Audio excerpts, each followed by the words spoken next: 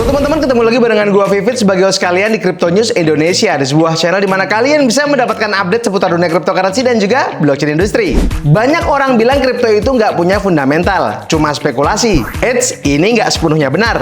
Memang ada kripto yang dibuat cuma buat lucu-lucuan kayak meme coin, tapi di luar sana banyak juga aset kripto yang benar-benar punya utilitas nyata dan bahkan menyelesaikan masalah dunia nyata. Nah, masalahnya buat pemula masuk ke dunia kripto itu kayak masuk ke hutan tanpa peta. Naik turunnya brutal, informasi simpang siur, dan salah dikit bisa rungkat. Nah, di video kali ini kita bakal bahas tentang cara analisis fundamental buat pemula dengan bahasa yang simple biar kalian semua nggak asal FOMO. Let's go!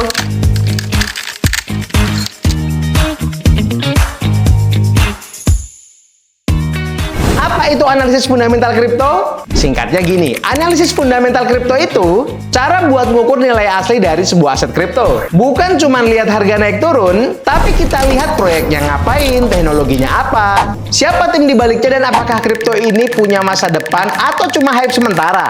Beda sama saham yang fokus ke laporan keuangan, di kripto ini kita lebih fokus ke teknologi, tim, roadmap, komunitas, dan juga potensi adopsi. Nah, kenapa analisis fundamental ini penting? Karena pasar kripto itu super volatil dan juga spekulatif. Tanpa analisis fundamental, kalian cuma tebak-tebakan, ikut-ikutan influencer, atau beli aset yang katanya mau naik. Dengan analisis fundamental, kalian semua bisa ngurangi resiko, hindarin proyek abal-abal, dan juga nggak gampang buat panic buy atau panic sell. Nah, sekarang kita masuk ke bagian paling penting, cara analisis fundamental kripto untuk pemula. Yang pertama, lihat masalah yang diselesaikan. Tanya dulu ke diri kalian, kripto itu menyelesaikan masalah apa?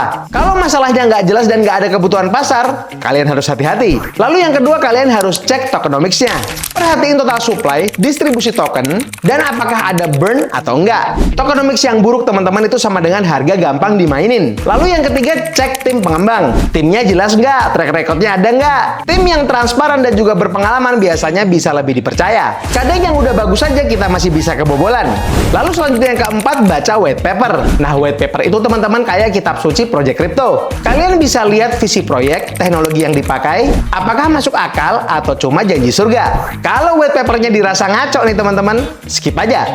Lalu yang kelima, perhatiin roadmap. Roadmap itu nunjukin rencana jangka pendek dan target jangka panjang. Kalau roadmapnya nggak jelas dan nggak pernah tercapai, red flag.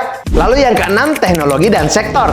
Kripto itu sebenarnya ada di berbagai macam sektor, kayak DeFi, AI, gaming, RWA, exchange, dan lain sebagainya. Kalian bisa cek di website kayak CryptoSlate, dan kalian bisa klik bagian koin, lalu sektor. Dari sana kalian bisa lihat perusahaan yang gerak di belakangnya, dan di sektor apa project dari aset kripto itu bergerak. Kalian juga bisa ulik lebih dalam, teknologinya scalable apa enggak.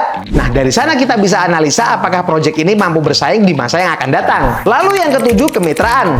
Nah, partnership itu penting, teman-teman. Kerja sama beneran atau cuma logo tempelan di situsnya. Lalu yang kedelapan, komunitas. Kripto tanpa komunitas sama dengan mati. Kalian bisa cek akun media sosialnya, kayak Telegram, Discord, atau X. Di sana kalian bisa lihat bagaimana interaksi developer atau pengembangnya gitu ya, dengan komunitas yang ada di dalamnya. Apakah aktif beneran atau cuma sekedar bot? Lalu yang kesembilan, adopsi pengguna. Kalian bisa lihat jumlah user, growth pengguna, dan apakah projectnya ini dipakai beneran atau enggak. Lalu yang ke-10, persaingan. Bandingin sama kompetitor, unggulnya di mana dan unique value-nya apa, teman-teman. Lalu yang ke-11, keuangan proyek. Walaupun kripto nggak selalu cari profit, kita tetap wajib cek dana dari mana, dipakai buat apa, dan transparan apa enggak. Lalu yang ke-12, keamanan. Kalian bisa cek juga apakah proyeknya pernah kena hack atau sudah diaudit apa belum. Keamanan itu cukup krusial, teman-teman. Jadi kita wajib banget buat cek bagian ini dengan detail. Lalu yang ke-13 terakhir, regulasi. Kita wajib cek apakah proyek ini patuh regulasi, ada KYC, IML atau enggak. Regulasi ini, teman-teman, bisa berpengaruh besar ke masa depan proyek. Nah, untuk bedain proyek asli atau abal-abal, kalian mesti ingat baik-baik. Proyek asli itu, teman-teman, biasanya tim jelas, white paper rapi, kode open source, komunitas aktif, transparan, dan ada pengguna nyata. Nah, proyek abal-abal itu biasanya janji profit nggak masuk akal, komunitasnya palsu, dan biasanya informasinya samar. Nah, kesimpulannya nih, teman-teman, analisis fundamental itu penting banget. Apalagi buat pemula. Memang nggak ada jaminan untung, tapi setidaknya kita bisa lebih paham, lebih siap, dan nggak asal masuk pasar. Ingat ya, teman-teman, investasi kripto itu butuh riset, sabar, dan juga manajemen resiko. Jangan pernah investasi pakai uang yang kalian nggak siap buat relain. Jadi gimana nih guys menurut kalian? Coba tulis pendapat kalian di kolom komentar. Tapi jangan lupa teman-teman untuk selalu manage keuangan kalian dengan baik karena kendali keuangan tetap ada di tangan kalian. Jangan lupa juga untuk selalu lakukan your atau do your own research karena kalian wajib untuk meresearch, meneliti dan menganalisa setiap proyek-proyek kripto ataupun aset-aset kripto yang bakal kalian beli, kalian ikuti atau mungkin kalian investasikan. Kalau kalian suka dengan video kali ini, kalian boleh like, komen dan juga subscribe. Jangan lupa untuk share ke teman-teman kalian. Sampai jumpa di video-video selanjutnya. Dadah.